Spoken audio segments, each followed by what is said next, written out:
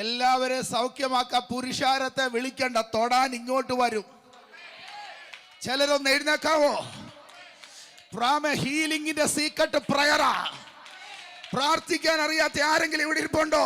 നിന്റെ മുമ്പിൽ അസാധാരണ ഓപ്പർച്യൂണിറ്റി ദൈവം തുറന്നിട്ടിരിക്കുക. അസാധാരണമായ ദൈവപ്രവൃത്തി കർത്താവ് തുറന്നിട്ടിരിക്കുക. ഇന്ന് പകൽക്കാലം ഈ എല്ലാരോടുമുള്ള ദൂതല്ല. ചിലരെന്ന് പറ, ഞാൻ പ്രാർത്ഥനാ റൂമിലേക്ക് കയറാൻ പോവാ. ഞാൻ പ്രാർത്ഥനാ റൂമിലേക്ക് കയറാൻ പോവാ. പ്രസംഗിക്കുന്നവനെ ലോകമറിയും, പഠിപ്പിക്കുന്നവനെ ലോകമറിയും, പ്രാർത്ഥിക്കുന്നവനെ ദൈവം അറിയും. ഒരു തലമുറ ഇതിനകത്തുനിന്ന് എഴുന്നേൽക്കണം. അവർ പ്രാർത്ഥനാ മനുഷ്യന്മാരാകണം. രാത്രി മുഴുവൻ ആമേൻ പ്രാർത്ഥനയിൽ ചിലവഴിച്ച് പിറ്റേ ദിവസം അന്ന് വരെ കണ്ടിട്ടില്ലാത്ത അസാധാരണ ഹീലിംഗ്.